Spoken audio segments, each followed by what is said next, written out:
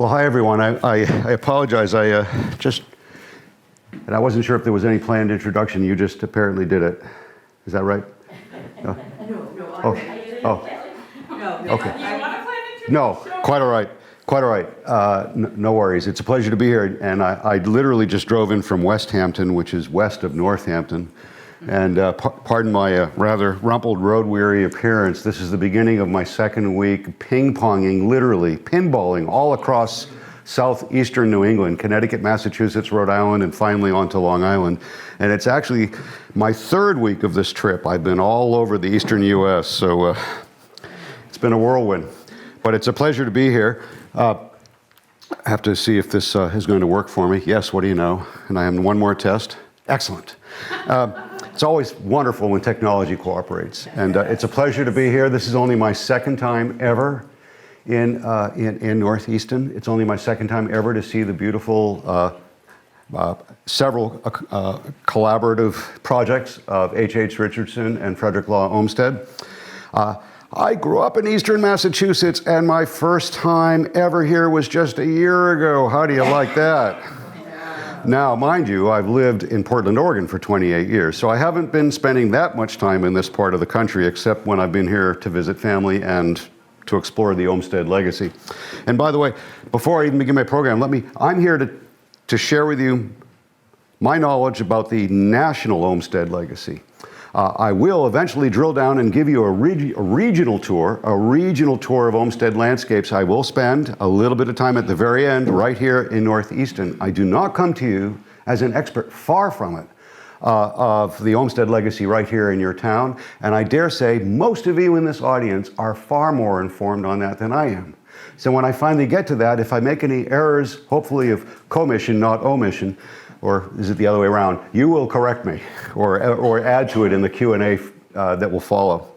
So thanks very much. I want to thank not just Callie, California, who's been so helpful today in setting all this up at the last minute, but Ian Dunbar here at the Ames Free Library and his predecessor who's with us in the audience, Umar Hiremath. Am I pronouncing the surname correct?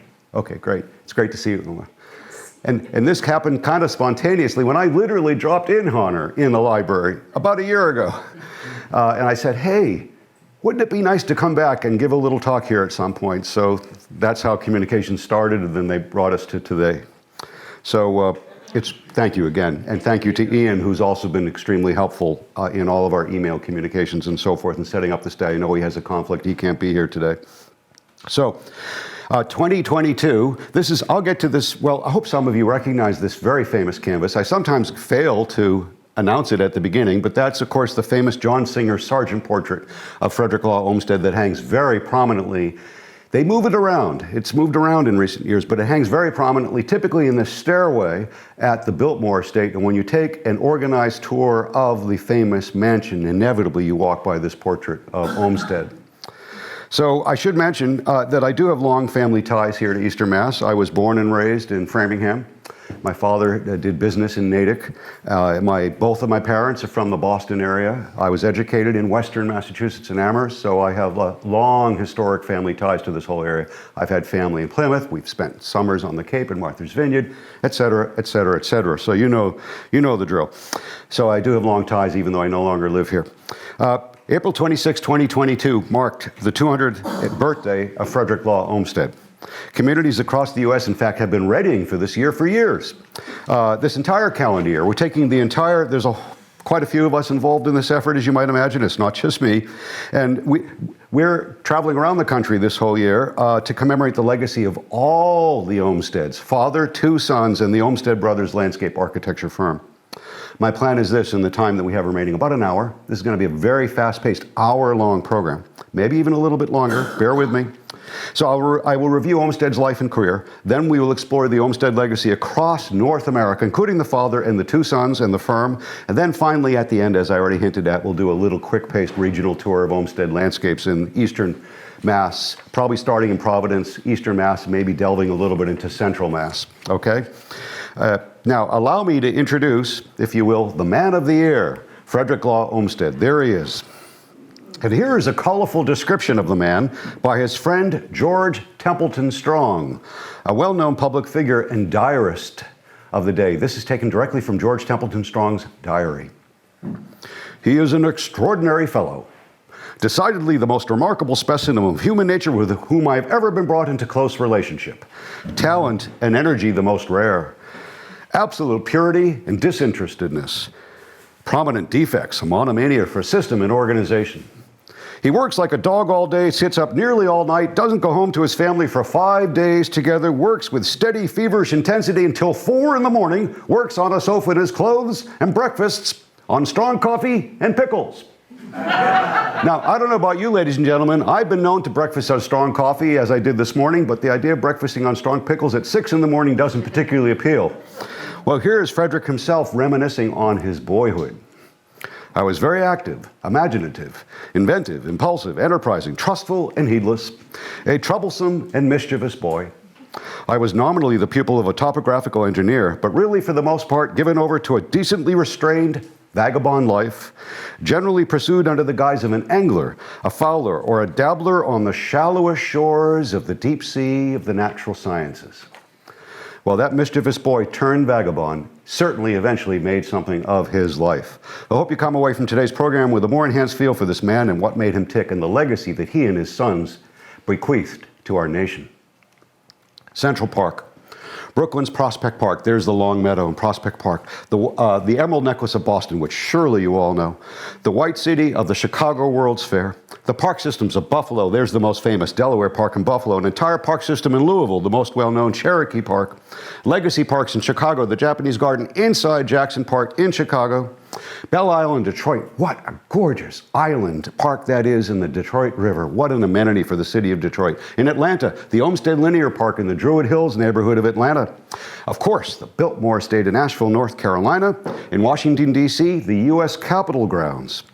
The green suburb of Riverside, Illinois, one of the first intentionally master-planned green garden suburbs in the United States, all master-planned by Olmsted Sr. Mount Royal Park in Montreal, as they would pronounce it up there. This is taken from a prospect in the park overlooking the city at dusk. How beautiful. And Niagara Falls State Reservation on the New York side of the waterfall complex. Those are just a handful of the more celebrated masterful landscapes designed by Frederick Law Olmsted Sr. But if you add in the park designs and landscapes carried out by his two sons and the Olmsted brothers firm, the imprint across North America is astounding. 700 public parks and 6,000 commissions in the life of the Olmsted brothers firm, which was still active in Brookline, Massachusetts until the mid-1970s. I want to share a few items from media coverage in the past few years. Perhaps some of you read this a few years ago in the publication, the New York Review of Books, an article titled America's Green Giant. And by the way, we're not talking about the green giant of green peas fame. We're talking about this green giant. And the author of this article, Martin Filler, is, among other things, talking about this relatively new edition of his collected writings, of his essays, which I commend to you. And the writer of this critique of this article, after initially calling attention to the acclaim that has been received by the Highline Linear Park in Manhattan, along Manhattan's west side, Filler writes this. Hello, we'll just let that sit. Quote, yet however much the Highline has enriched the post-millennial megalopolis, its social effects pale in comparison to the revolutionary vision of the public park as promulgated by its greatest American exponent, the 19th century polymath, Frederick Law Olmsted. Well, I expect some of you read this 1 year and a half ago in the New York Times, the COVID winter of 2021, a moving essay by Michiko Kakutani, who is in fact an avid bird watcher. The heading was Finding Refuge in a Snowy Owl in Central Park. So first we have to start with a nice wintertime picture of Central Park. This is but an extract of a longer piece of hers. Quote, Central Park has long provided a refuge from the anxieties and stresses of daily life, perhaps never more so than during the coronavirus. New Yorkers who visited the park every day, as well as those who have long taken it for granted, felt a renewed love for this amazing rectangle of green in the heart of the big city. Its startlingly lush woodlands and rolling lawns, its meandering trails and wide open meadows, and of course, its astonishing wildlife, including owls. Here is the very snowy owl. Owls, herons, hawks, and a dizzying array of other birds who for generations have used Central Park as a vital rest stop in their migratory travels, knowing what many humans only came to fully appreciate during the uncertainties of the pandemic, that the park is a beautiful and essential sanctuary, unquote. And no one could have written it better. She did a wonderful job of that. But if I had written it, I simply would have underlined and bolded the word essential. Essential sanctuary. Not something it's not just a surplus amenity in our lives. These are essential sanctuaries. And that was Olmsted's very point, by the way, among others. Just to give you a sense of the path that brought me to this project, when I was young, I would visit the house of my maternal grandparents. We would drive right along the edge of Franklin Park. When I was a little older, I would walk the Back Bay Fens and the Fenway to visit the famous art museums of Boston, which you all know well. I would jog around Jamaica Pond. I would stroll, botanize, and in the winter, cross-country ski here at the Harvard Arnold Arboretum, where I just spent the entire day yesterday, by the way, at a conference. And all of those parks are integrated into Boston's famed Emerald Necklace, a crescent of Olmsted-designed parks and parkways that, of course, wind around and fold into a major portion of today's city of Boston. I would also eventually visit Central Park, but the first time I entered through this arch, Endale Arch, and took in the expanse of the Long Meadow at Prospect Park in Brooklyn, tears welled up in my eyes as I was, during my college years, by the way, tears welled up in my eyes as I was just overwhelmed by its sheer beauty and utter perfection. Decades before there was a glimmer in my eye that I would end up producing a national film about Olmsted. Now, in fact, I expect some of you maybe saw our film. I'll reference it later. Here's the cover of the DVD, but it was broadcast nationwide on PBS. It's had other regional broadcasts. It's available on Amazon Prime, PBS.org, and YouTube, by the way. I learned very shortly after moving to Portland, Oregon, some 28 years ago, that the entire park system was master planned by another Olmsted, John Charles Olmsted, John C. Olmsted, the elder of the two brothers, who I knew nothing about. Not only did he master plan the park systems of Portland, but even a greater impact in Seattle and in Spokane, and just about all the private and public colleges and universities throughout Oregon, Washington, and Idaho. What? So a few sparks started going, and I said, wow, I've got to learn something about this extended Olmsted family and their sweep and their legacy across North America, and I did, quite a bit. And before long, I approached an old friend back here in Massachusetts who still lives in Florence, Mass. I was just there, Lawrence Haught, a co-founder of Florentine Films with Ken Burns, but he now has his own independent production company. I said to Larry, hey, no one has yet produced a documentary about this extraordinary Renaissance man's life. You and I are going to do it. Well, typically, as is often the case, it takes 7 years, as it did, from start to finish, but it did air nationwide on PBS. So ever since that time, not only have I been screening the film, but more often than not doing this, especially during this Olmsted 200 bicentennial year. And during this time, I've dug further into the archives, read more literature, scholarly literature, interviewed more landscape design practitioners, revisited some of my favorite parks, always visiting new parks, and thankfully, because of connections, I've had access to some private estates and so forth that are not normally open to the public. So in the time that remains, allow me to summarize some of the salient content of the film and share some of my gleanings with you. Rather than reviewing Olmsted's entire career, what I want to simply do is launch him on his career trajectory and to hint at some of the stops along the curvilinear path, if you will, to cause him to become America's great park maker. He's a native son of Connecticut. He's a native New Englander. I think many of you know this. His early years in brief. His life began in 1822 as the first son of successful merchant John Olmsted of Hartford, Connecticut. As a youth, he roamed his Connecticut countryside in his father's saddle on horseback in silent, contemplative, reverie-filled trips, soaking in the New England countryside. Young Frederick attended several boarding schools in Connecticut, but he had to abandon plans for college due to weak eyesight. He did work briefly for a New York City dry goods importing firm, but the young man was captured by the romance of life at sea, and in 1843 he set off for China as an apprentice seaman. Thus, Fred Olmsted had his year before the mast, if you will, as a seaman sailing to China and back. In fact, it was a harrowing experience. He barely got out of it with his life, if you read about it in the biographies. He did eventually attend lectures at Yale, but he didn't matriculate. He wasn't formally enrolled. His brother, beloved younger brother John Hull, who you meet in a minute, was enrolled at Yale. And in essence, Fred was auditing his brother's classes and others' classes. I don't think they even used the term audit back then. He took a course in scientific agriculture, another one in chemistry. Those were two of his favorites. He did hang out with a bunch of Yaleys, however. Here's some of his Yaley friends. Here is his beloved younger brother, John Hull. Here's Frederick in the front. Look at that. His right arm is around this fellow who's staring very intently out of the screen right at all of you. That's Charles Loring Brace. one of the founder of the Children's Aid Society in New York City, a profoundly influential social reform organization, and he remained a lifelong friend and career advisor, if you will, to Olmsted. A great influence upon Olmsted. Now, in 1846, Olmsted, in fact, began to explore a career as a scientific farmer, a field that was on the rise. He first apprenticed at a model farm near Syracuse, New York.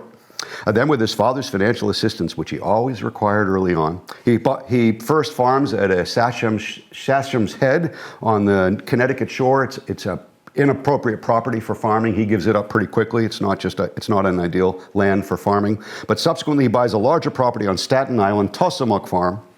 And there he starts experimenting with new drainage techniques that he learned about in England in scientific farming. There's his own sketch down below. That's a mid-20th century, early 20th century black and white photograph of the property up above. He makes a lot of improvements to the land. He moves a lot of soil around. He's a great earth mover. As I already mentioned, experimenting in drainage techniques. He plants a lot of trees. He plants a vegetable garden. He sells to the local farmers markets. He actually relocates some of the outbuildings on the property, and he basically beautifies the whole landscape. This is where his career really starts. You might be wondering, gee, does that place still exist? Yes, it does, and this is what it looks like. It's the Olmsted Beale House. Look at its state. It was recently placed on the State Historic Register, and a nonprofit group is busy raising funds to completely restore the interior and the exterior and the grounds as authentically as possible and open it to historic home tours at a date uncertain into the future. We hope they are great success for them in that effort. But in 1850, Frederick travels to Europe and the British Isles in the company of his beloved younger brother, John Hull Olmsted, and that dear friend, Charles Loring Brace, a walking tour of England. They took the train, they rode by carriage, but they did walk across much of England. I'll return to that in a little bit. In 1850, Olmsted is hired by the early New York Times to tour the South and file reports from the field. More about that shortly, too. In 1855, Olmsted becomes partner in the firm that publishes the popular Putnam's Monthly magazine. Here it is from June 1855. But that business fails. It's a literary publication. That business fails in 1857. That same year, Olmsted's first book coming out of his reporting for the South for the New York Times, A Journey in the Seaboard Slave States, is published. It's the first of 3 volumes that he would publish based on that experience. I'll return to that in a bit as well. In 1857, it's a momentous year in Olmsted's life. He's appointed first superintendent of the Central Park, as it was called, the Central Park. And it is after that he and English-born architect Calvert Vaux collaborate on the famous winning design for the park called Greensward. There it is. And with that success, Olmsted is appointed architect-in-chief for Central Park. This is the image that many of us have of him in our heads, looking so debonair and accomplished with cape and hat. This is just a characteristic image of Mr. Olmsted at this time. 1859, he marries Mary Cleveland Perkins Olmsted, his brother's widow. His brother dies young of tuberculosis in Europe. Very moving deathbed letter in Europe. He writes to his elder brother, Fred, dear Fred, I'm paraphrasing, please take care of Mary and the children when I'm gone. Frederick does dutifully obey his brother's dying wishes. He marries his brother's widow and formally adopts her children, raising them as his own. In 1861, Olmsted is appointed General Secretary of the U.S. Sanitary Commission, a Civil War-era national medical relief effort securing aid and supplies for wounded soldiers. More on that in a minute, too. After resigning his appointment with the Sanitary Commission, Olmsted is appointed yet in another role, the Commissioner of the Yosemite and Mariposa mining estates. Who knew? Olmsted was managing a gold mine in the Sierra Nevada. And there he is with Mary. They're having a wonderful time of it, according to his journal. At this point, there they are picnicking on horseback, we believe in the Mariposa Grove, 1864. And this is what Mariposa, California looked like, a very roughneck mining town at this point in time. But while there, Olmsted is appointed to a California State Commission, and he plays a leadership role writing the first report proposing the permanent protection of Yosemite Valley before John Muir. I'm also going to return to that a little later on. In 1865, Olmsted is reappointed landscape architect for Central Park, and with Calvert Vaux, he begins work on his second major park. Brooklyn was an independent city. They were competing with Manhattan. They wanted a Central Park of their own. Here it is, Calvert Vaux, and there's their famous plan for Prospect Park. And Olmsted and Vaux together opened an office on Broadway in downtown Manhattan, the first office of landscape architecture practice ever in the United States, thus launching a unique and famous career. Now, over the course of his life, Olmsted Sr., as I will often continue to refer to him, experienced considerable family tragedy. Early deaths of mother, brother, and 2 children. His own near death in a terrible carriage accident in Central Park that left him maimed for life. And he was plagued by a nearly lifelong struggle with dark depression. Facing all of that and additional infirmities of all kinds and utterly exhaustion, towards the end of his career, he was still designing the landscape for the 1893 World Colombian Exposition and the Biltmore Estate in Asheville, North Carolina. That phase of his life so nicely documented and told in the famous popular book, The Devil in the White City, right? And then after that, a few years of waning physical and mental health, he tragically lost his mind. Olmsted passed away in 1903 at the McLean Asylum, what was then Waverly, Massachusetts. Unless I'm mistaken, it's now part of the community of Belmont, an institution, the very grounds of which he had designed. What a story, what a life. Now let's review certain aspects of that career, or we should say careers, right? Plural. Manyfold roles of scientific farmer, social reformer, capable administrator, writer, editor, and literary publisher, landscape designer, and last but not least, master park builder. Olmsted Sr. was first and foremost a social reformer, and his career was central to the social reform movement of the U.S. during the second half of the 19th century. He was also a philosopher of democracy. He read widely and deeply and wrote thoughtfully about this subject and manifested it in his philosophy of park design and in his actual park creations. This is what Olmsted had to say about Central Park. 2 brief fragments of his comments about Central Park while I leave this up. By the way, the sheep meadow in Central Park was closed during the height of COVID. This is when it reopened in the spring of 2021. 2 quotes from Mr. Olmsted. It is one great purpose of the park to supply to hundreds of thousands of workers, tired workers, who have no opportunity to spend the summers in the country inexpensively, what a month or 2 in the White Mountains or the Adirondacks is at greater expense to those in easier circumstances. In Central Park, you will find all classes largely represented with a common purpose, each individual adding by his mere presence to the pleasure of all others, all helping to the greater happiness of each. You often see vast numbers of persons brought closely together, poor and rich, young and old. And by the way, it's been said by others that Olmsted wanted to give the equivalent to the tired, poor, hungry workers of New York a Walden Pond experience right there in the Manhattan, right there in the big city. But you heard that earlier fragment I just shared with you. The wealthy had the means, the money, the transportation, the time to do these beautiful escapes to the Adirondacks, to the Catskills, to Niagara Falls, to the White Mountains. Not the tired, hungry workers of New York, the blue-collar workers, the everyday workers.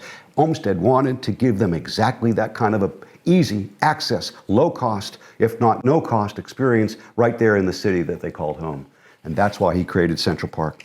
As one of our commentators, historian Keith Morgan said, Olmsted intensely believed in democracy and the park as a site for the enactment of democracy. In fact, one could argue, and there's recent scholarship that literally underlines this very fact, that Central Park was Olmsted's response to what he witnessed in the South, including slavery, in the build-up to the Civil War and during the Civil War, and that this great park would provide a counterpoint, a welcoming democratic space where anyone could gather, regardless of background, and that the park itself would point the way for the future of the nation, healing post-Civil War. Though he strayed away from describing himself as such, he was indeed an artist. As his historian Sarah Cedar Miller says, Central Park was arguably the most important piece of American art in the 19th century. In fact, one of the most famous, accomplished landscape architects of our day, Laurie Olin from Philadelphia, who's also a real Olmsted scholar, he just argued 1 week ago in the pages, the opinion columns of the Wall Street Journal, that Central Park is unquestionably, hands down, the greatest piece of American art of any dimensions that was ever created in the history of the United States. And that's the argument he just made a week ago in the pages of the Wall Street Journal. I'll have you know. Now, author and clearly was a monumental accomplishment. And author and Olmsted expert Elizabeth Barlow Rogers said this about Central Park in our film. Quote, it is a triumph of 19th century engineering, a symphonic sequence of beautiful spaces. Oh boy, did she ever nail it. A symphonic sequence of beautiful spaces. If you go to those masterworks, including some of his smaller parks, but certainly sections of the Emerald Necklace and so forth, you will have experience that symphonic sequence of beautiful spaces. And this is how I like to capture it. And I always put this up. I was just literally very near here twice over in the last week. This is the Oxbow. The real title is After a Thunderstorm by the founder of the Hudson River School, Thomas Cole. By the way, he painted himself with an easel right in the landscape. This is an Oxbow of the Connecticut River, and this is Mount Holyoke. This isn't to me just a generic example of Hudson River artwork. I went to college 3 miles from here. I lived in a farmhouse 2 miles from here, and I've been to the very top of Mount Holyoke countless times staring down at that Oxbow. So to me, it's a personal painting.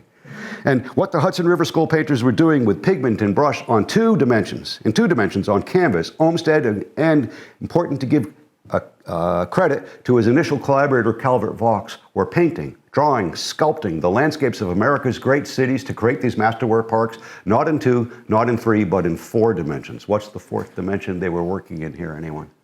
Time. Thank you. Bingo, time. In Olmsted's own words, I have all my life been considering distant effects and always sacrificing immediate success and applause to that of the future. In laying out Central Park, we determined to think of no results to be realized in less than 40 years. In fact, it doesn't take too much reading into Olmsted, and he was voluminous, I have to say, as he was prodigious as a writer, or spending too much time in his masterwork parks to realize his vision wasn't just 40 years into the future, it wasn't even 100 years, it was 200 years into the future. He had that kind of vision way into the future, in all of his work. Now, I don't have time to do a deep dive into landscape design theory or landscape history today. Let me simply say that as a landscape designer, he was clearly influenced by those before him. I'm going to give you 2 examples in England and 1 in America, but also we can add writers such as John Ruskin, who were so influential at this time. But in terms of back then they were called landscape designers, not landscape architects. We can cite Capability Brown, so influential, and Humphrey Repton in the UK and England at this time. Also in America, Andrew Jackson Downing, who was so extraordinarily influential and a mentor to both Olmsted and Vaux, by the way. In fact, he introduced Olmsted and Vaux, and he died prematurely in a terrible steamboat accident on the Hudson River. But he would have remained very, very influential and had a much longer accomplished career and maybe be better known if it weren't for that. He died fairly young. Now, I want to offer a shorthand. If you read Olmsted, who wrote about this, if you read Thomas Cole, who wrote about this, if you read, I think, William Wordsworth and John Ruskin and other writers of that era and the Romantic poets and critics of that time period, you always see references to the sublime, the picturesque, and the pastoral. Now, it's hard to recreate the sublime, right, in an urban setting. What's the sublime? I already mentioned the Adirondacks, the Catskills, the White Mountains. Niagara Falls. In Europe, it would be the Alps and, of course, the crags of the English Lake District. You can't really transport that and recreate it in a dense urban setting, but the pastoral and the picturesque, of course you can, and they're in all of the Olmsted parks. So instead of describing it to you in words, I'm just going to tell you, share pictures. There it is, that's the pastoral. Big, open, sunlit meadow, fringed with trees, and a great place for people to gather in numbers if they so choose, in congregate settings, right?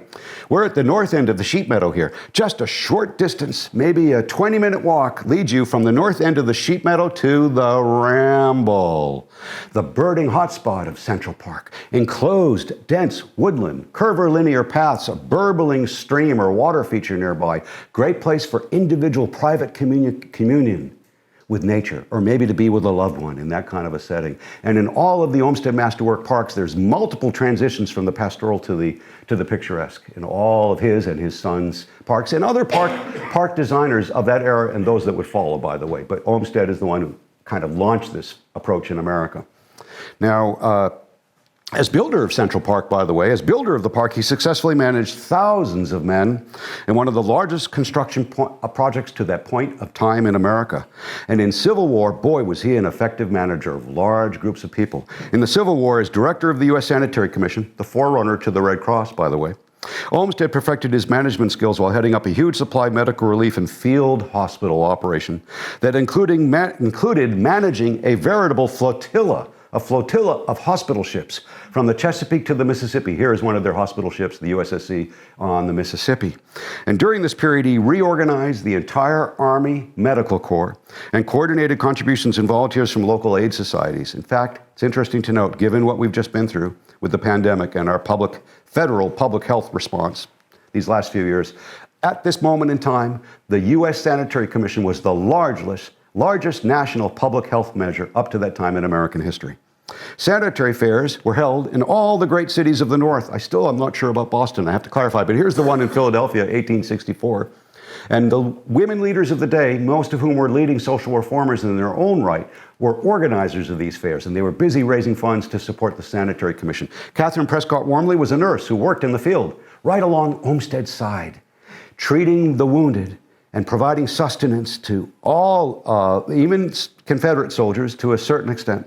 In the aftermath of two of the bloodiest battles of the Civil War, including Antietam and Gettysburg. Here is the USSC hospital at Gettysburg. Olmsted was right there tending to the wounded in the aftermath of several of the bloody battles of the war. And I'm going to shift gears a little bit. What about his early writings? He published his first actual publication, by the way, was a travel log and a reflective series of essays in the volume Walks and Talks of an American Farmer in England. Original on your left, you can buy that very edition on the right. And it was at that point, particularly while exploring the English countryside, that Olmsted was working out what overarching landscape design concepts he thought best to apply to American soil. And by doing so, to enhance the public park for everyone, not just the wealthy elite. In fact, he was particularly inspired in his walking tour of England by the very first publicly financed park to open to the public in England, Birkenhead Park, just across the River Mersey from Liverpool, designed in its community called Birkenhead, by the way, and it was designed by Joseph Paxton. And he was enthralled by this park. And he pretty much admitted he appreciated it so much that he liberally borrowed some of his favorite design elements, Americanized them, and if I can coin a word, Olmstedized them, and put them right in the famous greensward plan that he co-wrote with Calvert Vaux for Central Park. On another front, the Literary Republic. Here he is as writer, editor, and publisher. 3 volumes about the South, through frontier Texas and through Kansas, consolidated several years later in a new volume with a different, fresh editorial tone from him, and repackaged as the republished as the Cotton Kingdom single volume. You too can buy an edition like this today with an introduction by Arthur Schlesinger Jr., and I recommend it to you. Keep in mind it does have dated, what would be perceived as politically incorrect language, arguably, but he was writing as a journalist, capturing the dialect of everyone that he interviewed at that time, white and black. And he also produced a map of the Cotton Kingdom, by the way. And boy, was it influential. And this started, by the way, when he was hired by he's considered one of the founding journalists of the New York Times, I'll have you know, the New York Daily Times. And he wrote as Yeoman. That was his byline, Yeoman, not Frederick Law Olmsted. And his writings were unbelievably influential. By the way, an economic analysis of slavery, slave labor versus free labor in the North, right? But also, beyond actual slave narratives, it's considered the most accurate, graphic descriptions of the conditions of enslaved people at that point in time in America, I'll have you know. Profoundly influential. In the build-up to the Civil War, British public opinion was leaning to supporting the Confederacy. The Cotton Kingdom was published in England. It swayed British intelligentsia and public opinion away from supporting the Confederate side toward the Union side when the Civil War broke out. Pretty well documented, by the way. And it's cited by none other than this fellow, Charles Darwin, as influential as he was struggling with the concept of race as he was preparing The Origin of Species for publication. Pretty amazing, right? And I don't think I have a picture, or do I? I don't. But it was also influential in the 20th century upon others, Malcolm X, as he was in prison, devouring an entire prison library and coming to grips with the institution of slavery in America. And he mentions that the Cotton Kingdom was profoundly influential in coming to terms with that history. And by the way, Olmsted founded, he's not well known, by the way, but we've been calling this to attention. In addition to his stint as publisher and co-editor of Putnam's Monthly, he co-founded and edited The Nation magazine, the longest continuously published journal of liberal opinion in America. A co-founder and editor in its early years. And by the way, during his relatively brief period as a literary publisher, he was part of the American literary renaissance. They were part of his circle, he was part of theirs. He edited and published quite a few prominent writers. I don't have them labeled by design. I hope you recognize some of them, but I'm going to point them out to you. We're going to go clockwise. That's Ralph Waldo Emerson. Olmsted was profoundly influenced by Emerson's essay on nature. Ralph Waldo Emerson, Henry David Thoreau, Herman Melville, and Harriet Beecher Stowe. He edited and published all these individuals. You could double, triple that list. I'm just giving you some examples. In addition to all of this, he also befriended the second generation of the Hudson River School painters, including his distant cousin. I still don't know to this day if they really knew each other in Hartford, but his distant cousin from Hartford, Frederick Edwin Church. They got to know each other as adults. That's obviously not Church. That's his famous canvas of Niagara Falls. I show you Niagara Falls for a reason. I'll return to it in a little bit. And in addition to all these famous and, quite extraordinary individuals, he was part of the social reform movement. All the leading social reformers of the day of Boston, New England, and New York were part of his circle. He was part of theirs. You get the point. His contacts were a veritable who's who of the arts and letters and of intellectual life in America at this point in time, and especially, obviously, here in the Northeast. We did, in our one note in our film, we did try to give some due credit to Calvert Vaux, Olmsted's partner, the man who brought Olmsted into the actual design of Central Park, and who subsequently convinced Olmsted to return to the business of park building once Prospect Park was in the offing. Poor Vaux, the sometimes neglected, lesser-known partner, but at least to the general public, but a great architect in his own right, yet a man that time seems to have passed over. By the way, early on in Olmsted's career, it was a partnership between Olmsted and Vaux. Towards the end of Olmsted's career, even more productively and more prodigiously, was the partnership between him and his neighbor from Brookline, H.H. Richardson, all throughout New England and New York State. It's important to understand the origins of the public park movement in America. This is the era when the whole notion of green space and parks becoming the lungs of the city came into fashion, if you will.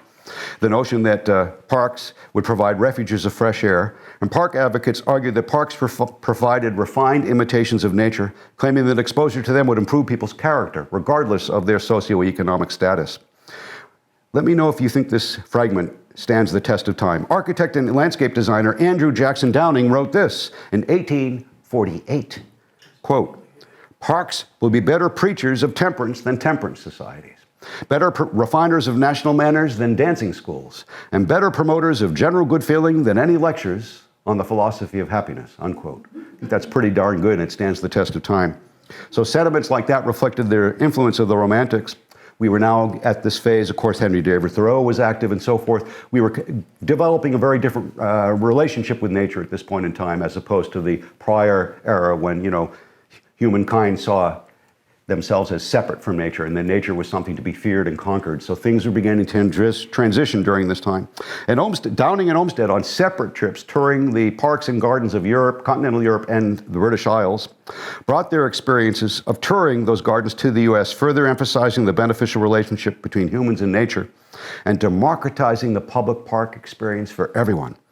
Before Central Park was built, there was but one large green space in all of greater New York for people to recreate. And let me tell you, once again, the blue-collar workers, the everyday citizens of New York, were not going to the bucolic lanes of the Greenwood Cemetery. It is still there today, still beautiful, near Prospect Park. If you will, it's the Mount Auburn Cemetery of Brooklyn, if you will. But it was the city's upper classes who, after church on Sunday, in their Sunday finest, would go on carriage rides and perambulate around these shady lanes. But it wasn't the hard workers. They had no place to go.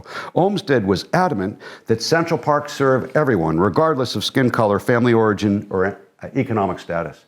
And I should argue here that parks were absolutely seen as instruments for public health. Olmsted even said, "This park shall be a public health institution." Go figure.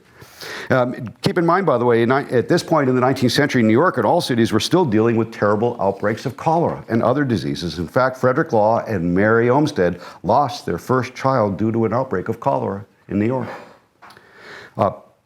In their arguments supporting the design for Central Park, Olmsted and his collaborator Vaux wrote this in 1868. Bear with me, it's a little longer. "There is no doubt," let's put up another image of the greensward.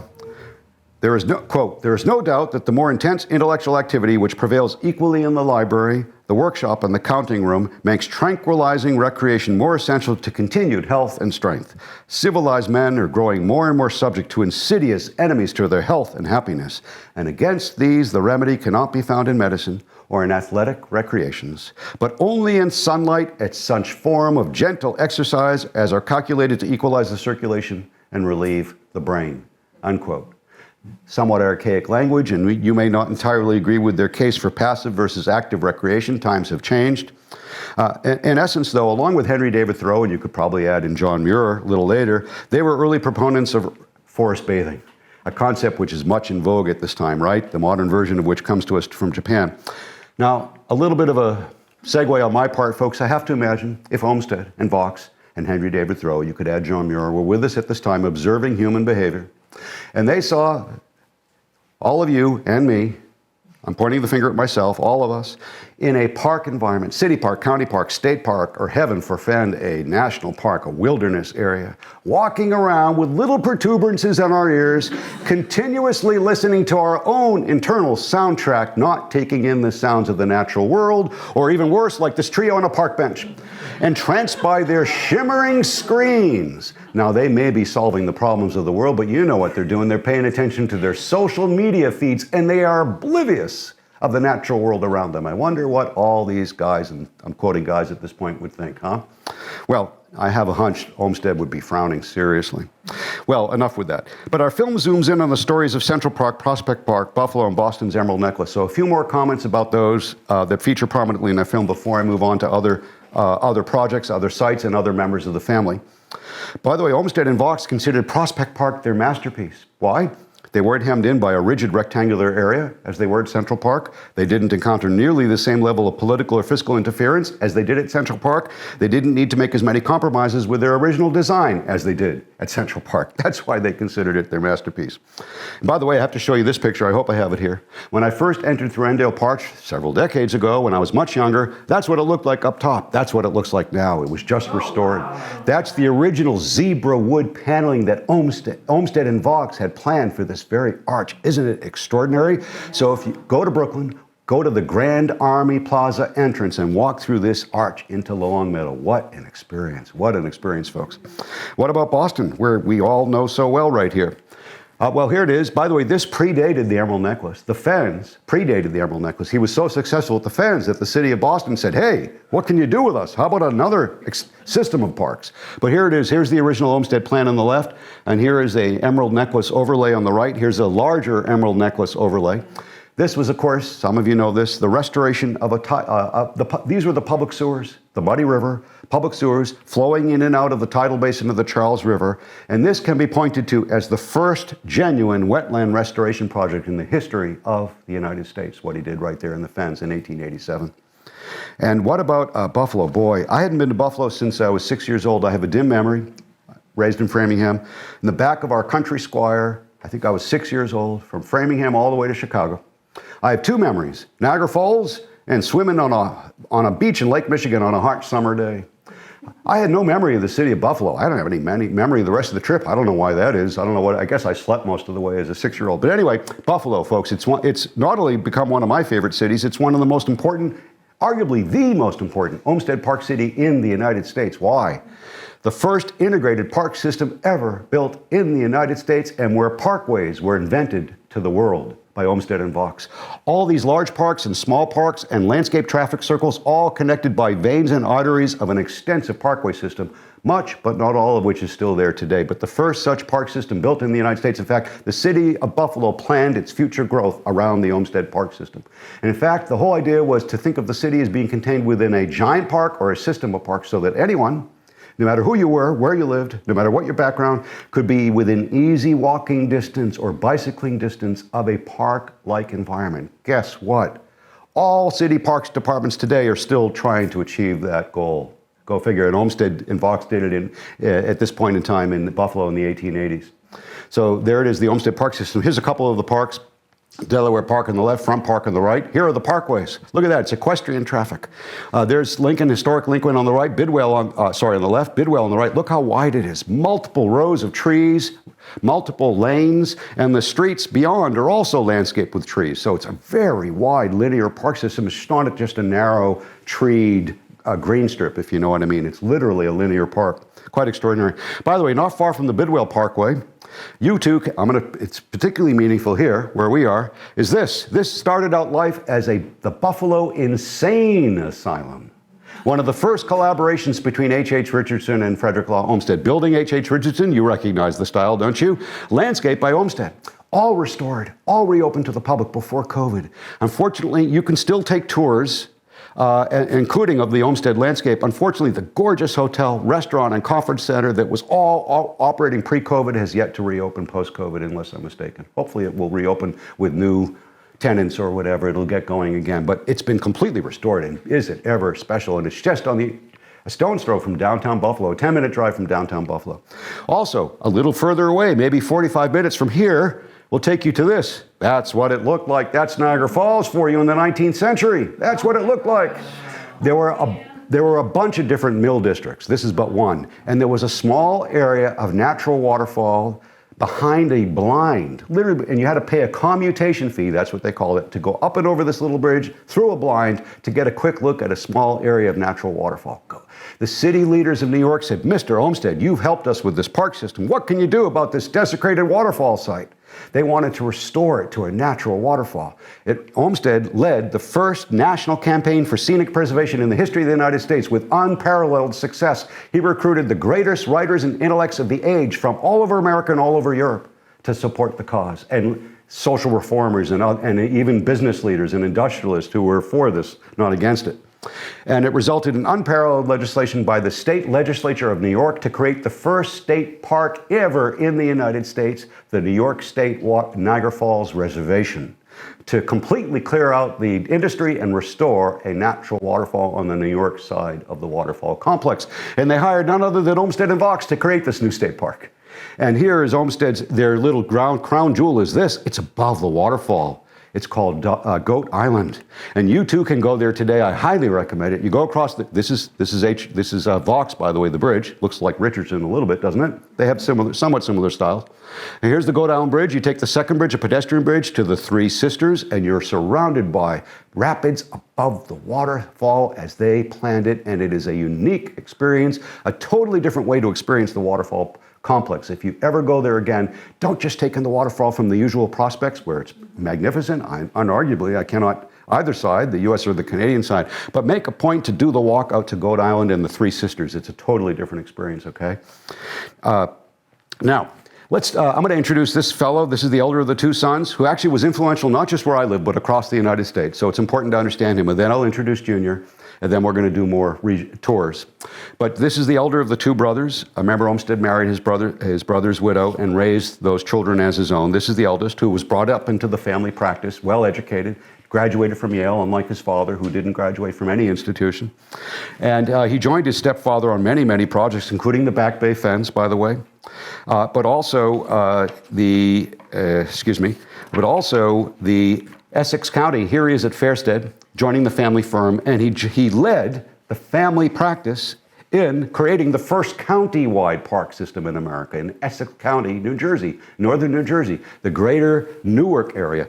Did you know that there's an exquisite park in downtown Newark called Branch Brook Park, and there's a parkway that runs through it, like the parkways that we have in the greater Boston area? Unbelievably beautiful. Here are the cherry trees in bloom at Branch Brook Park. He led that entire county-wide park system, master planned it. Also, he worked on many other projects, including, by the way, Atlanta, Louisville, and Chicago. Joined his father in all these projects. He left a huge mark in the part of the country where I live, the Pacific Northwest. He was invited out there by the three cities of Portland, Spokane, and Seattle. They, in essence, cost-shared it. Not intentionally, but that's what happened because all three cities were too cheap. They couldn't afford them, but they all invited him out there at the same time. He took in vistas like this at Puget Sound, right? And vistas like this in Seattle with Mount Rainier looming in the background. He wanted to incorporate vistas like that in his parks that he would design in Seattle. But again, he designed parks all over the place, not just Seattle. And I have to show you this. This is how he left Boston. The very proper Bostonian, right? He spent more and more time traveling by train to the Pacific Northwest, just like his father did, right? The only way they could travel across the country back then was by train.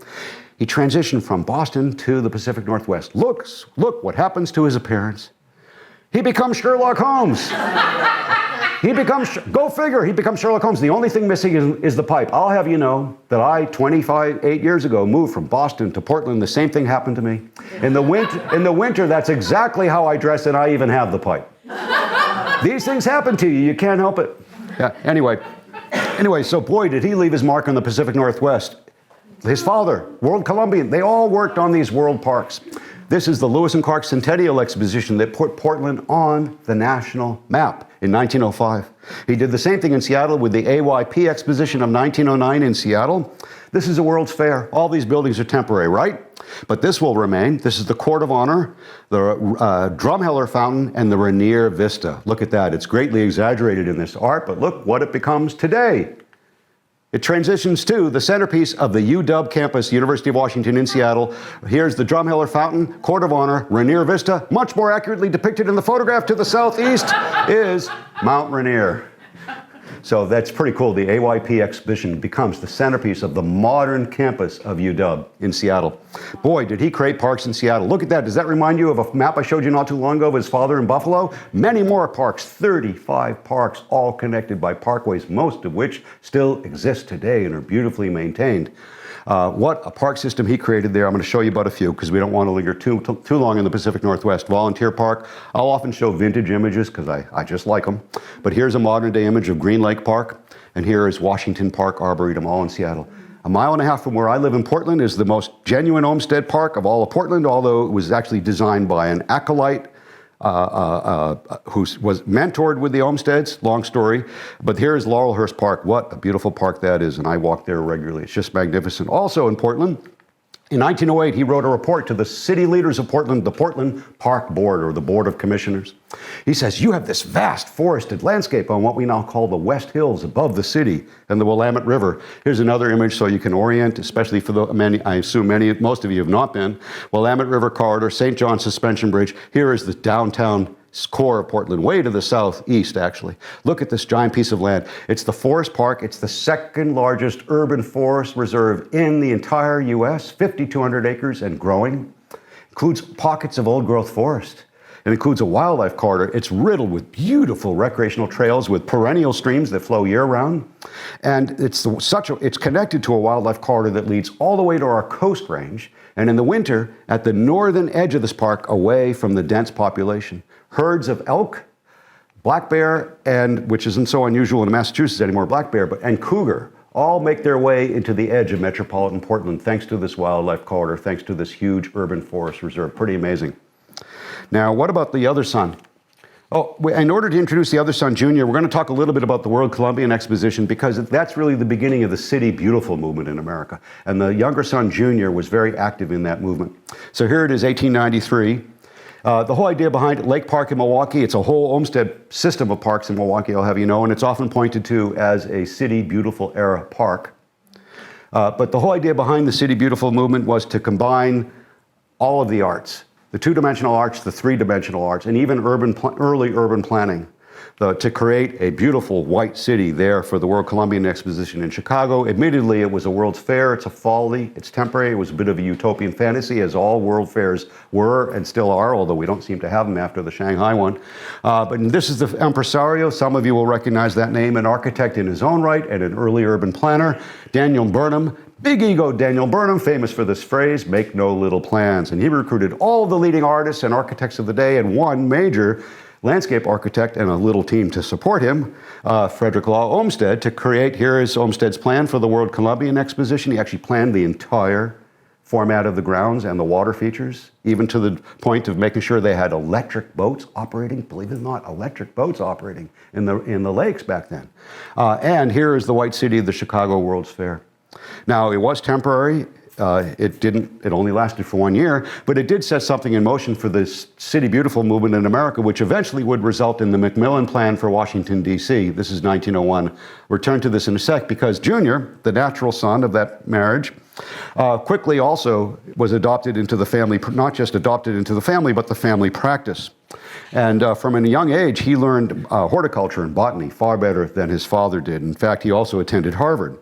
And even while he was still at Harvard, he spent a summer working, here he is as young Rick Olmsted. He's sometimes referred to as Rick, Junior, or Rick. But even still at Harvard, he spent an entire summer working in Daniel Burnham's office in Chicago as the World Columbian Exposition arose. After graduating from Harvard, he spent an entire year on site at Biltmore in Asheville with his father, designing not just the gardens immediately adjacent to this famous large mansion, but the entire landscape. The entire landscape literally is designed to every single individual plant by the Olmsted family, father and sons, the entire landscape, 125,000 acres. Mind you, part of that landscape included natural forests. So they included the natural, but they made improvements to the forest too. That's another story. Here's another picture of the Biltmore Estate Gardens. Now, Junior, by the way, and the two sons and the father all worked here, Fairstead. Has anyone been to Fairstead? Yes, good. Here is the family home, the family practice, all restored, a national park site, National Historic Park. There you have the archives, the drafting rooms as they once looked. You have, by the way, exhibits, films, national park rangers to give you guided tours of both the interior and the beautiful restored garden. And it's not a relative stone's throw from a section of the Emerald Necklace, so it's well worth going to. It's also a great place for research because they have archivists on duty who respond to questions with extensive records, both there and other digital records that they have access to, and they can give you all sorts of answers about the Olmsted history, but not just plans, but extensive correspondence, right? So there it is. And by the way, both sons co-founded, along with Beatrix Farron, the first female landscape architect in America, and a small committee of others. They co-founded the ASLA, the American Society of Landscape Architecture, the first professional association for landscape architects. Junior also helped found and taught at the Harvard Graduate School of Design, the first professional program for landscape architecture in America, where he influenced generations of landscape architects and urban planners. And in 1901, he was appointed to the Fine Arts Commission, the Commission of Fine Arts for the District of Columbia. We now know it as the Macmillan Plan. That's what they came up with in 1901. Remember, Charles Pierre L'Enfant had this Parisian overlay, if you will, of the District of Columbia. They wanted to make 20th century improvements and to restore Washington as a work of civic art, working with the leading architects of the day. But Junior's record there is stunning. It reads like a guide to Washington, D.C. It's extraordinary. And I'm only going to show you a few of the sites. I'm going to name a few more. I'm only going to show you a few. The National Mall, the Jefferson Memorial. Also, we could add in the Roosevelt Island, the National Cathedral grounds, the National Zoo, the White House grounds, here indicated as the Executive Mansions, and Rock Creek Park and Parkway, all master planned by Junior and the Olmsted brothers. But by the way, speaking of the nation's capital, I do want to remind you that Frederick Law Olmsted Sr. also left his mark there. He did extensive landscaping work on the U.S. Capitol grounds, and including reorienting the entrance and seeing to the design and installation of the Capitol steps. He designed them. He oversaw the installation of them. One more time, I'm going to repeat that, the Capitol steps. Remember, Olmsted Sr. saw all his public commissions as public spaces where Americans would enact democracy. I'll leave it to you to ponder over whether the certain events of January of a year and a half ago came anywhere measuring up to Olmsted's notion of the enactment of American democracy. That's enough said. I'll leave it to you to ponder over that. In August 2015, the National Park Service hosted a special event commemorating the 150th anniversary of Olmsted's historic report, the Yosemite Valley and the Mariposa Grove of Big Trees. That report is credited by the National Park Service as being the preamble not only to the creation of Yosemite National Park, but literally the preamble, like with the Constitution, the preamble to the creation of our entire national park system, I'll have you know, to this day. You might remember, by the way, the National Park Service celebrated its 100th anniversary in 2016. What occurred 100 years ago, in 1916, the Organic Act of 1916 was passed and signed.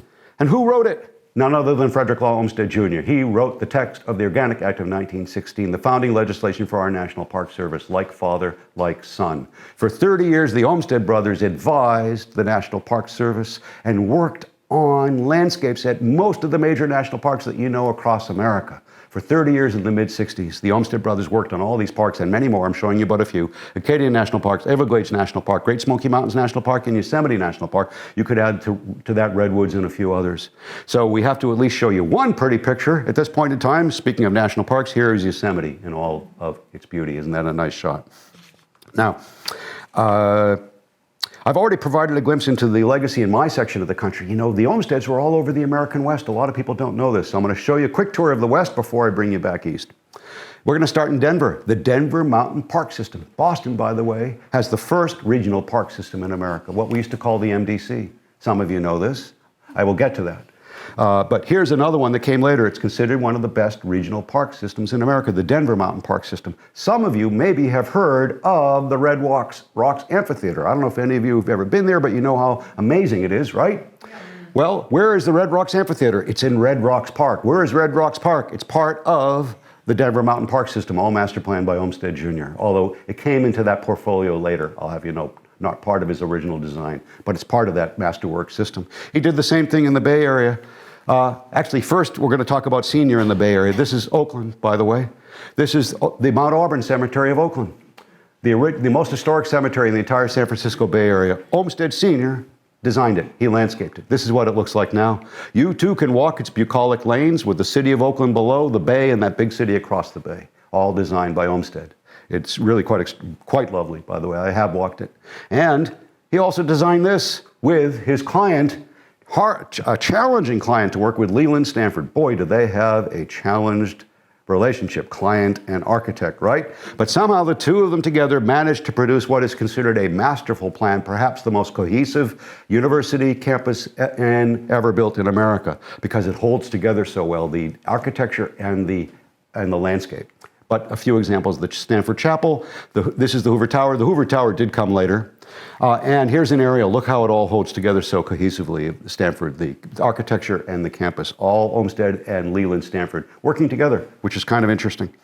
Now, the brothers came back to the Berkeley Hills in the early 20th century, and the city leaders of Berkeley and Oakland said, what can you do to help us protect those hills? And Mr. Jr. said, I think we need to create another regional park system, and he did. Here is Tilden Regional Park, that's East Bay Regional Park District. Here's the original historic one just above UCal Berkeley, a little bit to the north. Here is a new park added to the system. Here is a portfolio of 65 parks, way to the north, to the south, and way to the east on the other side of the hills. One of the largest, most perfect regional park systems in America, along with Denver, along with Portland, along with Cleveland, and a few others. Some of them are Olmsted, some of them aren't. Everyone thinks Cleveland is. It isn't. No Olmsted there, not in the regional park system. Then I'm going to take you to California. Here's the state park system, all master planned by Junior, twice over in the 20th century, and the Olmsted brothers. 125 parks. And in addition to all these parks, he said, hey, California, there are federally protected redwoods in the Sierra Nevada and in the north coast, in the national parks that already existed. He says, hey, there's a lot more redwoods. You need to protect them in state parks, including fundamentally in the Santa Cruz Mountains. And they're all protected. They were protected in state parks. They are still protected in state parks. But as you know, a lot of damage the last few years in those terrible fires that ravaged that particular peninsula right there. But there they are, the redwoods of the Santa Cruz Mountains, Olmsted's plan. And he said, let's create the largest state park in all of California. Here is the Enzo Borrego Desert in full bloom, all part of the Olmsted recommendation for state parks for California. And then the Olmsted brothers came back in the a little later in the 20th century, and realtors, real estate developers, wanted to create Palos Verdes estates in rather poor soils. Limey, shale soils of that part of the California coast. But they had big plans. They brought the Olmsted brothers in. Junior and his family moved there and lived there during this time. And they created the largest residential development of its kind ever for any of the Olmsteds. They all worked on residential plans. This is by far the largest and most complicated of them all. It ended up with this stunning place, Palos Verdes, California, all master planned by the Olmsteds. It is a wealthy community, but it's not a gated community. So there's you can see it, acres and acres and acres of parkland and trails open for the public and visitors to the greater LA area, all master planned by the Olmsteds. Speaking of residential communities, so I'm going to bring you back east. I already mentioned Riverside, Illinois, Olmsted Sr., right? But Junior followed in his footsteps. Forest Hills Gardens in Queens, still there today, still quite unique and beautiful. Some of you know it for the famous tennis tournament that's held right there in that community. So Forest Hills Gardens in Queens, Roland Park in Baltimore, and Mountain Lake Estates Historic District in Lake Wales. Believe it or not, there are highlands in Florida, in the central highlands in Florida. It is a gated community, I'll have you know, but this is a public park. Look at that tower. That's what this is. Bach Tower Gardens in Lake Wales, Florida. Oh my God, is it beautiful. Is it? You've been? Have you been? It is beautiful, isn't it? It's an exquisite jewel of a botanic garden, and it was originally built as a bird refuge, in fact, but it's a botanical garden. It's Junior's crowning jewel as a botanic garden. Just extraordinary. If you're anywhere near there, the Orlando area or east of the Atlantic coast, do make a beeline to the central Florida highlands to visit this site. It's extraordinary. Now, here, we're going to come back to this area. I'm going to give you a quick regional tour of New England, and I'm going to start in Hartford, actually. I'm going to start in Hartford. No, this isn't an Olmsted Park, but they did consult with Olmsted to create a central park for Hartford.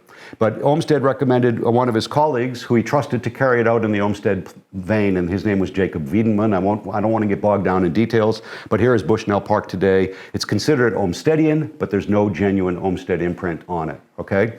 There is, however, I did a program the other day in Hartford, so I spent much more time featuring Hartford. There is another park in Hartford that I think I don't even have in this slideshow right now called Keeney Park. Keeney Park is the one genuine Olmsted park in Hartford.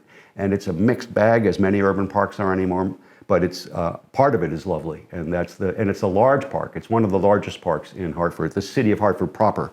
But here's the Connecticut Retreat for saying, why am I showing you that? Because it becomes the Institute of Living. Has anyone ever heard of that? Now part of the greater Hartford hospital system, right? The Hartford Hospital. But it's the Institute of Living. It's a mental health institution. And Olmsted and Bach designed it. They designed it. There were several physicians who were the leaders of this institution in its early years, but one of them recruited Olmsted and Bach. They felt that the landscape wasn't sufficiently designed and as beautiful as it should be as a healing environment to support the mental health healing approach of the institution itself. So they brought in Olmsted and Bach to redesign it, to make it more beautiful, to make it into a healing landscape. Olmsted was recruited away to the Sanitary Commission. The Civil War broke out. He recommended that Jacob Wiedemann carry out his plan, and he did. It's still considered an Olmsted landscape today. There it is, and it's actually open to the public. It's private grounds open to the public. It's kind of a public-private partnership, but it's all open to the public, and it's really quite beautiful. Institute of Living. Also there in Hartford, Trinity College, Olmsted landscape. The core campus, the early campus. Here is what's called the Long Walk. That's north from Tower. Boy, it is ever beautiful. Really lovely. We're going to go up and also in Connecticut quickly, Old North Cemetery. Why am I showing you this? It's kind of a plain, ordinary pioneer cemetery. Nothing special about the cemetery except it is historic. But here's the entire Olmsted family gravesite. He was born in Hartford. He's buried in Hartford. His parents, Olmsted Sr., his brother, his children, and his youngest brother, youngest son, I beg your pardon, Junior, are all interred at this family gravesite, which they have big plans to completely recreate a beautiful new, because of the bicentennial. It's a project coming out of the bicentennial I don't know if it's the city of Hartford or the people who run the cemetery, but it's going to be all transformed into something more beautiful and more contemporary. I don't know exactly what it's going to look like, but that's forthcoming. We're going to go north, Forest Park in Springfield. It's the central park for Springfield, quote unquote. And everyone assumes, even people in Springfield, some people in Springfield, that it's an Olmsted park. Nope, no Olmsted involvement whatsoever. But there's some early correspondence where they consulted with him, but actually there's evidence that another landscape architect entirely designed it. However, if you've ever visited there, you could say it has Olmstedian elements. It is a beautiful park. However, he did, in Longmeadow, Olmsted Jr., the brothers, did 2 residential areas of Longmeadow, Olmsted Brothers plans. They did the Mass Mutual headquarters. They did, Olmsted Sr. did Stern Square and Merrick Park in downtown Springfield, right next to this wonderful, I don't know if you've been there in recent years, the Springfield Museums. There's 5 museums on one campus, and they're right next to Stern Square and this whole part of downtown. It's a pretty cool area of historic downtown Springfield, actually. Let's go north to Holyoke. Boy, I only just came to terms with this. It's arguably one of the most important Olmsted Park cities in all of New England, I'll have you know. They actually did a whole city beautiful plan, the Olmsted brothers, a whole city beautiful plan for the industrial city of Holyoke with trolley lines and streetscaping and urban plans and multiple parks all over the place. It's extraordinary. Once upon a time when it was a wealthier city and they had money to spend, right? Here's Prospect Park. Only if you know Holyoke will you know what it is now. It's Pulaski Park. Arguably the most famous and beautiful of all the Olmsted parks in Holyoke. And it's the only one I've personally visited, to be honest. I still haven't seen all the parks. Also Riverside, which is now called Springdale. Also the Jones Point Park. All Olmsted parks in Holyoke. And how about the Mount Holyoke Seminary and Grounds? You ever hear of that? Does that still exist? 1887? Does anyone know what it is now? No. There it is. There it is, of course. And by the way, all Olmsted. The centerpiece, the historic campus, all Olmsted Senior. It's an Olmsted Senior Park. There is the Olmsted brothers also worked there. Not infrequently, there's original senior work, and then the Olmsted brothers continued the work into the 20th century. And this is part of the plan, the lake. You know, people who do these shows, including me, often fail to include wintertime pictures. We always show parks looking green or in autumn foliage. I like to show wintertime pictures. Look how beautiful that is. And here's the famous quad, Skinner Hall and Skinner Green, and I think the students are up to something interesting here, and that's why I included the picture. You know, those girls at Mount Holyoke, right? Anyway, all Mount Holyoke. Here's Amherst College. By the way, Amherst College, a hint of an Olmsted influence, but there isn't an Olmsted master plan. Here's the deal. Austin Dickinson, Emily Dickinson's brother, was a treasurer or on the board of governors, one of the other of Amherst College. And Austin was entranced by this modern day field just taking off called landscape architecture. So he brought Olmsted and Vaux to Amherst to do work depicted in that series, Dickinson.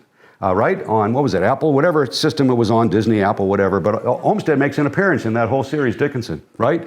And he was brought to Amherst College. In particular, he did the town common. This is Olmsted. He did the town common, he did Sweetser Park, and here is Dawston, who I've heard some recent controversy about, interesting character. And here's his place, the Evergreens, which a lot of people think was landscaped by the Olmsteds, but it was not actually. He also had some initial involvement with Wildwood Cemetery in Amherst, but apparently they didn't carry out his plan. However, did you know we have an agricultural college here, right? You know about the Massachusetts Agricultural College, don't you? There it is. There's the Massachusetts Agricultural College original Olmsted plan. Olmsted did the first plan for it. And they didn't like it. The Board of Governors didn't like it. I won't get into it. It's kind of a long, complicated story, but they weren't happy with his position of the buildings and his placement of the orientation of the university campus. They basically fired him. So Olmsted wasn't directly involved with what we now call the University of Massachusetts. However, this guy was. Here's the Massachusetts Agricultural College Manning Plan, 1910. Who was Warren Manning? At this point, he was one of the greatest landscape architects and urban planners in America in the early 20th century. 1910. Where did he start his career? He spent 10 years with the Olmsted family. He started his career with the Olmsteds. Now he's off on his own independent. So unquestionably, there's an Olmsted influence there under the name of Warren Manning, okay? And then the Groton School, where I just was. By the way, they did multiple private schools, but two of the more famous ones I'm showing because they're right here in Massachusetts. I think I have another one for you. I was just here for the first time on campus. How beautiful. How beautiful is the Groton School? Oh my goodness me, wow. How beautiful it is. It's also, I think, the tiniest private school in terms of student population. Boy, is it tiny. A total of 400 students here. The others are much larger, as it turns out. I learned that only on this trip. And here's Elm Park in Worcester, the only genuine Olmsted Park in Worcester, and one of the first publicly financed parks in the history of the United States, and so was Bushnell Park in Hartford, by the way. Yes, the Boston Common is the oldest park. It wasn't built as a publicly financed park. Over time, it became a public park, but it wasn't built expressly as a publicly financed park, open to the public, as Elm Park in Worcester and Bushnell Park in Hartford were. Here's another image of Elm Park. By the way, so now we're coming closer. We're going to start here. Hammersmith Farm in Newport is an Olmsted Brothers landscape, and it's most famous because that's where JFK and Jackie Bouvier were married, and at Hammersmith Farm, and it was owned by the Auchincloss family. I think some of you know that Jackie, wasn't that a relation, the Auchincloss family, or she was very close? Yes, right. And here's the Blue Garden. This is the principal Olmsted landscape in Newport. The mansion burned down. The garden went through some hard times. Actually, this was at its heyday, the Masquerade of the Blue Garden. Famous balls and masquerades were held there in its heyday in the early 20th century. The mansion burned down. I forget what year. I'll have to look it up. It went into some disrepair. Just recently restored. This is what it looks like today. Tours are only operated on Thursdays, and they are booked a long ways ahead, but I have not yet seen it. Wouldn't it be beautiful to see this? Isn't that stunning? That's Olmsted Brothers, the Blue Garden. What about, here we are, we're getting closer. The Olmsted plan for Brown University, yes, an entire campus plan, well, the historic core of the campus.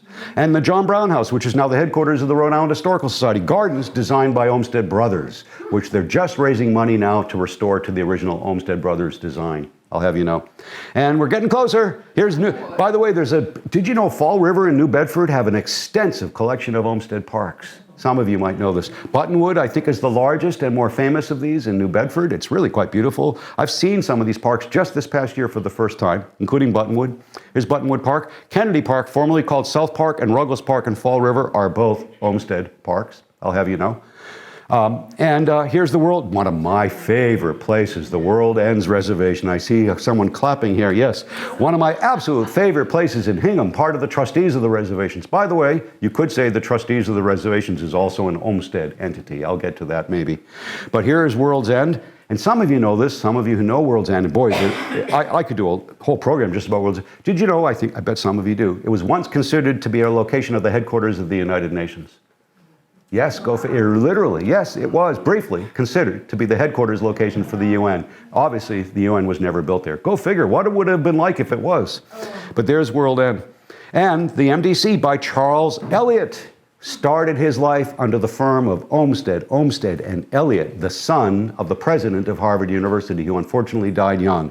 But he actually created this when he was on his own as a regional planner, park designer and regional planner, the first regional park system in America. We used to call it the MDC. Now it's part of the Department of Environmental Management. Do I have it right? Whatever it's now called. And here's the Blue Hills Reservation. I like this, yoga on the mountaintop. And here's the Middlesex Fells Reservation in Stoneham, all part of that masterful system. What a beautiful system it is. And I think sometimes underappreciated in Boston, except by those who use it all the time. So that's all arguably progeny of Olmsted, if not directly created by the Olmsted because of Eliot's role, right? Eliot, what else did he do? He founded the trustees of the reservations, right? One of the founders, anyway. So you could also say by influence, the trustees of the reservations has some Olmsted heritage. And in fact, quite a few of their properties are Olmsted designed landscapes to this day. I'm going to show you more. Here's Stonehurst. I've never yet been here. I might yet go here before I leave the area. FLO and H.H. Richardson in Waltham. And it's owned and operated by the city of Waltham. And they open limited hours. And it's mostly used as a wedding venue. One of these days, I hope to see this place. I still haven't even had a good look at it. And the Moraine Farm in Beverly, which is being reassembled. It was broken up into many different properties. Slowly over time, it's being reassembled by philanthropists and conservation organizations and the trustees for reservations. It's all being reassembled and will be open in the future as a publicly accessible place as part of the trustees of reservations, I'll have you know. It's considered, by the way, at least in New England, the most perfect private estate ever landscaped by the Olmsteds.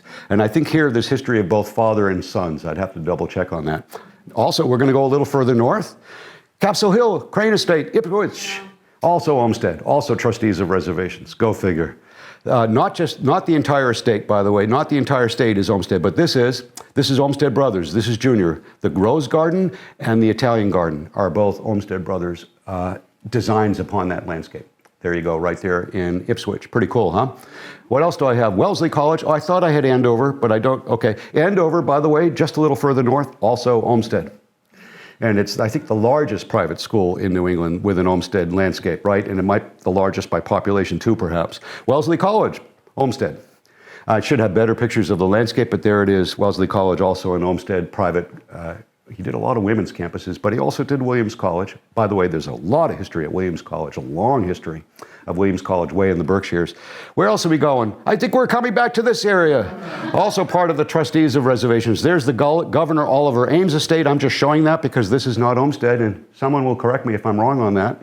However, we're going to get there. Here's Frederick L. Ames and Governor Oliver Ames. You all know this, who are cousins, right? In the shovel manufacture business and so forth. And here's H.H. We haven't seen him yet, but there he is. Henry Hobson, Richardson, and Frederick Law Olmsted. And they certainly collaborated together on the famous Ames Gate Lodge, as all of you know, and on the old Colony Rail Station, also Richardson and Olmsted, which is now the headquarters of the Easton Historical Society Museum, right? And here is where we are now. I have just a few pictures for you. Oak Ames Hall and the Ames Free Library. What an interior, too. Beautiful. I love the interior, by the way. Of course, that's Richardson, but there's the exterior. And then here's an assembly of the two famous structures right here where we are now. Pretty cool. What a heritage you guys have here in this little town. What an amazing, and I think it's underappreciated in Massachusetts and even in the entire Olmsted community in my book. More attention needs to be paid to this. More attention, well, I think all of you know this. There is a beautiful new book out that is a combined biography of Olmsted and Richardson. I expect some of you have seen it. So that has made a big difference, the fact that that's out. So we're going to bring it to an end. You're wondering, is this guy ever going to end? Yeah, I am. I'm going to end. Oh, here's the Rockery. I'm sorry, one more, I almost forgot. Olmsted. This is strictly Olmsted, the Rockery, which I think has been through lots of changes over the years, right? And it was built as a monument, correct me if I'm wrong, to the dead of Civil War or World War I? I heard Civil War. Civil War. It would have to be, if it's Olmsted Senior, then it would have to be Civil War. Okay, okay. And there it is. There's the rockery. And that's strictly Olmsted. Richardson wasn't involved with this, not that I'm aware of. But we're going to end with this now. I'm going to leave this image up for a little bit, Parks for the People. Keep in mind, excuse me, I just need to move ahead in my notes here. I'll get there at some point. So, as we commemorate, during the past couple of years of COVID quarantine and social distancing, public parks have been lifesavers for so many of us seeking fresh air, exercise, physical and psychological health. Frederick Law Olmsted now appears so entirely prescient as for one to emphasize public health, mental health, and taking it even further, the spiritual health benefits of public parks and certainly exercise in the outdoors in a green space for everyone in a democracy. As we commemorate Olmsted's senior's birthday and the Olmsted design legacy during this entire year of 2022, we also highlight the ever more crucial role that public parks play in our lives. Needless to say, COVID and social and environmental justice movements have only greatly underlined that very fact and the urgent need to provide more green space and to distribute it equitably and make all such spaces accessible and inviting and welcoming to all. In fact, it isn't too much of a stretch to say, ladies and gentlemen, that that was Frederick Law Olmsted's intent from the very start. So, I'm going to leave you with a couple of quotes. First, we're going to let Daniel Burnham, the driving force for the World Colombian Exposition, close out this program. When the World's Fair was set to open in 1893 at a dinner with all the artists and architects gathered together to laud Burnham for his achievements, Olmsted was absent, he wasn't well. But they were all gathered together to laud Burnham for his achievements. Big-egoed Burnham himself, in this instance, pivoted and said this about his collaborator. Quote, "Each of you knows the name and genius of him who stands first in the heart and confidence of all American artists, the creator of your own parks. He who it is who has been our best advisor and our constant mentor. Frederick Law Olmsted, an artist. He paints with lakes and wooded slopes, with lawns and banks and forest-covered hills, with mountainsides and ocean views. He should stand where I do tonight, not for the deeds of later years alone, but for what his brain hath wrought and his pen hath taught for half a century." Unquote. Finally, in Olmsted's own words, don't you love this picture? It's from the Boston Globe. From quite a few years ago, but it's a great picture. In Olmsted's own words, "The beauty of the park should be in the beauty of the fields, the meadow, the prairie, of the green pastures and the still waters. What we want to gain is tranquility and rest to the mind. Is it doubtful that it does men," he would, if he had written this now, he would have said men and women or people, "does men good to come together this way in pure air and under the light of heaven?" Frederick Law Olmsted. It seems to me that that prescription, if you will, rings as loud today in 2022 as it did in the late 19th century. Thank you, Frederick Law Olmsted and Sons, and thanks to all of you for coming out this afternoon.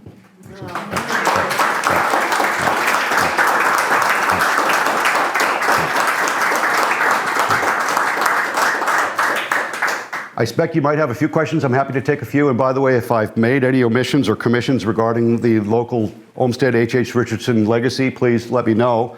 I'm going to show you some of my favorite books. And by the way, I actually have a Word document which has an extensive resource list that I will subsequently provide books, websites, films, and organizations. And I'll provide it to the library here, and they can make it available to anyone who might have an interest in it.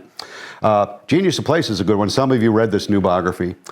Wonderful book, republished. But it hasn't been re-edited, just republished because of the bicentennial, but it's just a classic.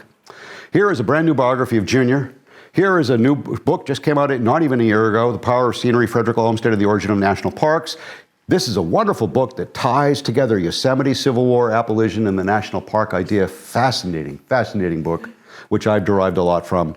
Here is a brand new book, just published this spring, Before Central Park. It's a tome. It's a research endeavor. I know Sarah Cedar Miller, and she describes that landscape in the centuries, from prehistoric time, if you will, to the native presence, up to the point that it was transformed into Central Park, and it's very cool. It also touches on the controversy of Seneca Village. And here's the one I was referring to, Architects of an American Landscape, particularly relevant for you guys. Henry Hobson Richardson, Frederick Law Olmsted, and the Reimagining of America's Public and Private Spaces by Hugh Howard. Maybe you caught an online presentation with him. He spoke publicly. Did he speak here this last year? I would have thought he would have. You'll have to get him to come here. Here's Olmsted 200. That's how you stay up to date with what's going on. I'm going to leave this up for a bit. This is the proprietary URL for our film, which is not what you would come across if you search for it randomly at Amazon or YouTube or PBS. Here, there's much more video material, and there's a whole collection of scholarly essays. You won't find it anywhere else. It's on this proprietary website for our film. So I leave it up for a bit in case people want to try to take a screenshot of it or something. So while I leave that up, I'm happy to entertain a few questions. And again, thank you everyone for being such a patient audience. I appreciate it. Hi. Hi. Yeah. You mentioned that the parks were not financed by publicly. Yeah. So where did most of the financing come from? No. They weren't, you said. No, most public parks were. The only one in England, they were mostly hunting grounds on private estates. And over time, those hunting grounds were acquired and reopened to the public. And in Europe, Bois de Boulogne and so on and so forth. Okay. The Boston Common was, a cow path, a cow pasture. It was a cow pasture, which over time, the city acquired the land and transformed some of it or all of it into a public park, and it's about to undergo a huge restoration improvement. Maybe some of you saw that announcement. Right. But it was never bought as land initially. From the get-go, it wasn't created from whole cloth as a publicly financed public park. That's the difference. Whereas Bushnell and, if I'm pronouncing it right, I think the locals pronounce it Bushnell, and Elm Park in Worcester were, to the very beginning, acquired by public funds to be open to developed and to be open to the public as public parks. That's what I'm asking. Where did the money come from? Oh, city bonds and city budgets. I'd have to do some research every single. You were implying just now that it was private money that was actually developed. No. Well, maybe I misspoke, or maybe I was misunderstood. I don't know. I'm misunderstanding. Yeah. No. Those were all built with public funds. The Bushnell and Elm Park and all the other great parks that we've talked about. They were. Central Park. Yes, Central Park was eminent domain by the city of New York, which is how Seneca Village ended up being kind of transported and relocated all the people that were living in Seneca Village. But that was eminent domain, and that was the city of New York. Yeah, and the Emerald Necklace also included some eminent domain, by the way, and even the clearing out of some historic African-American communities, I'll have you know, here in Boston, to create portions of the Emerald Necklace. Yeah. Okay, thank you. Yeah, okay.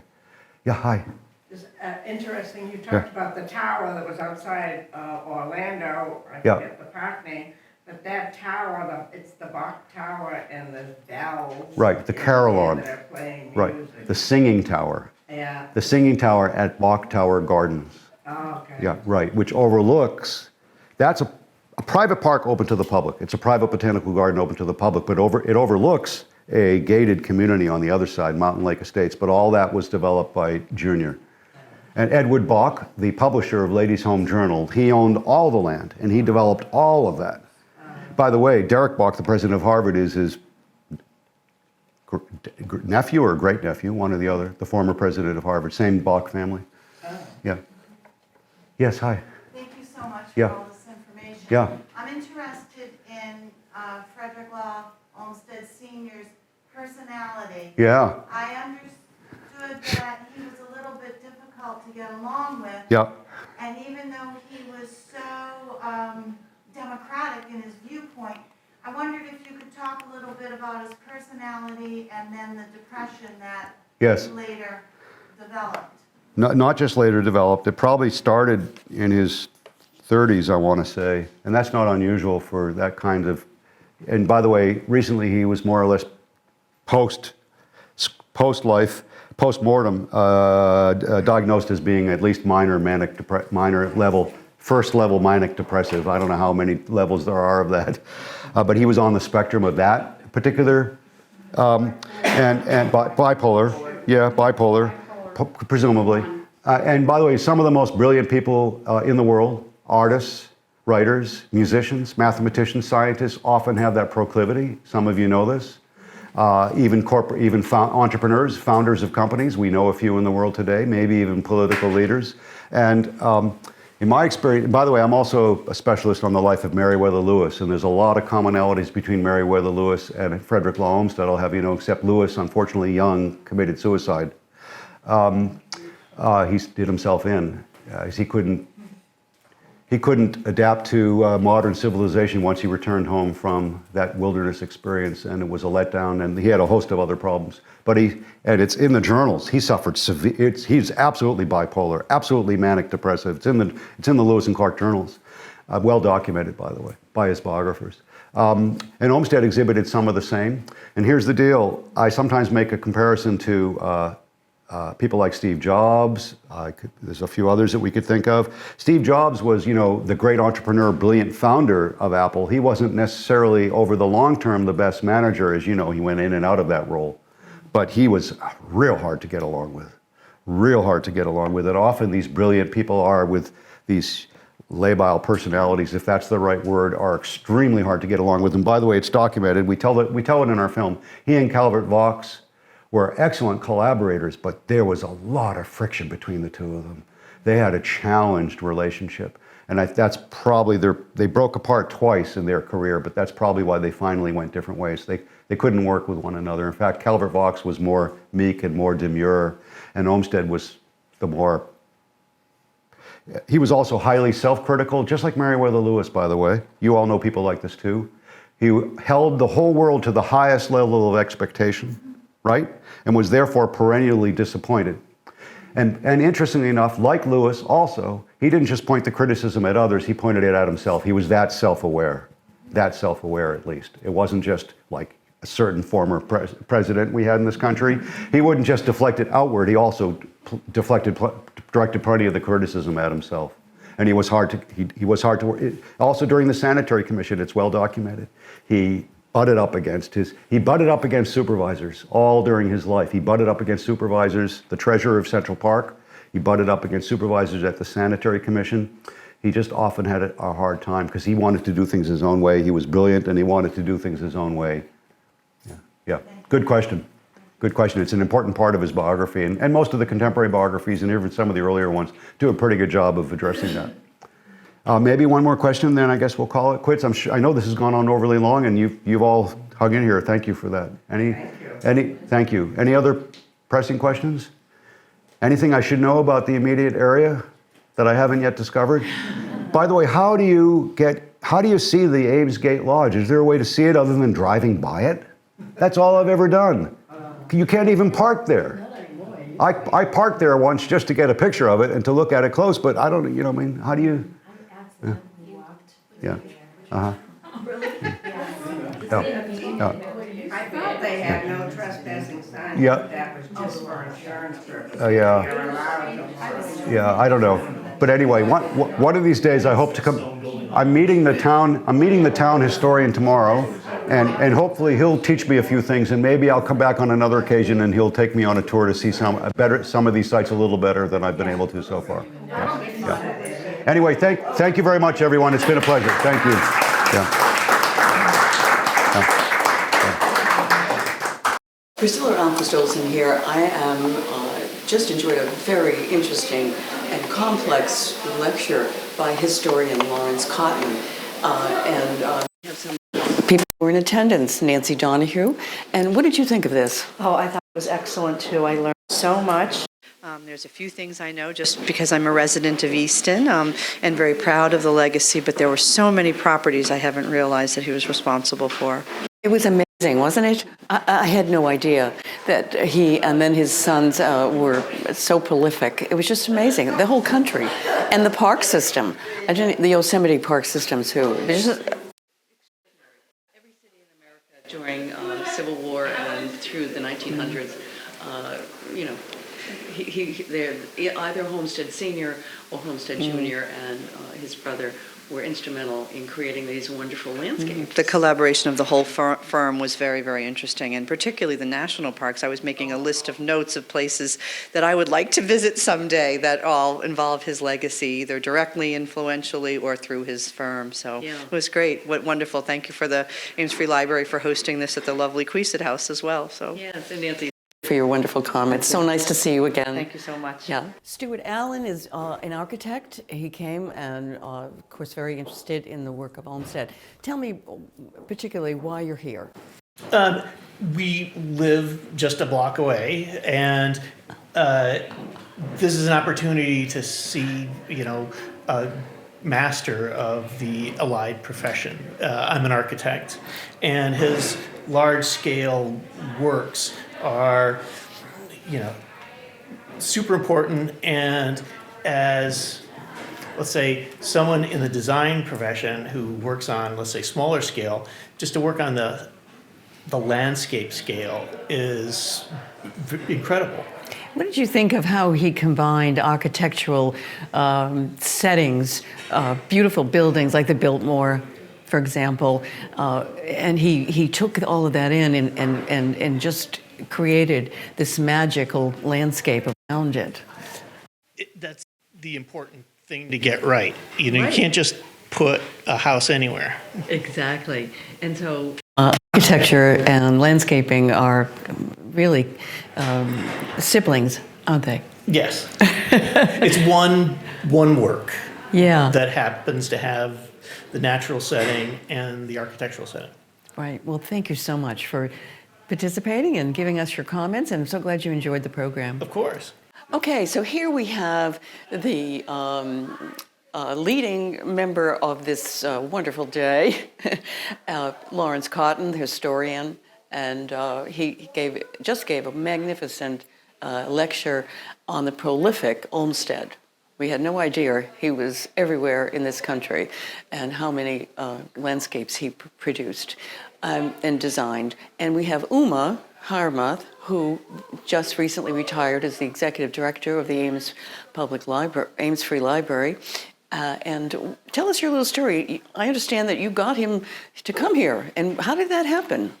Because, Crystal, as I've always said, the Ames Free Library is a place of magic, and wonderful people like Lawrence walk in, and he walked in, and you could immediately tell we had an expert right here, and the minute we have somebody like you, Lawrence, we capture you. And that's exactly what happened, and he was so sweet. I mean, in just that brief meeting, Lawrence said, well, there's so much of history over here. Everybody needs to know about the Olmstead connection, and I would be willing to do that sometime in the future. How about that? And of course, that was a great moment. I never thought it would really happen. And 1 year later, is it 1 year? 1 year later. 1 year later, which is perfect since it is the anniversary. The future has arrived. The future has arrived, and it's wonderful. That was such a energizing talk. Your day today? It was only my second time ever here, and the first time I did explore the sites a little bit better than today. Today I rolled in kind of last minute, but I'd already explored most of the H.H. Richardson Olmsted collaboration sites, those that were publicly accessible when I was here last. And indeed, that's when I just kind of walked into the library. I was so charmed by it. I didn't want to just see the exterior. I wanted to see the interior. And that's when I met Manuma, and we had this wonderful conversation, which proceeded into a whole series of email exchanges, which also led me on to her successor, Ian Dunbar, here at the library, and that's how today came about. And what a wonderful audience. What a wonderful audience, what an enthusiastic audience.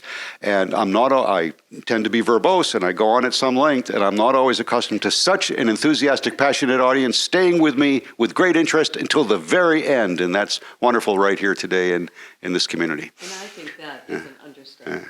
That you're verbose. No, but you are a typical... Verbose in a good way? Yes, but you're a typical professor. So you have so many facts and so much content in your brain, and you just want to share it. And that you did superbly today. So we thank you very much, Lawrence Cotton, for being here in northeastern Massachusetts in the Queeset House, one of where Winthrop Ames, the Broadway producer, lived at one time, and Uma, our wonderful past executive director of the Ames Free Library. So thank you both. Pleasure. Thank you.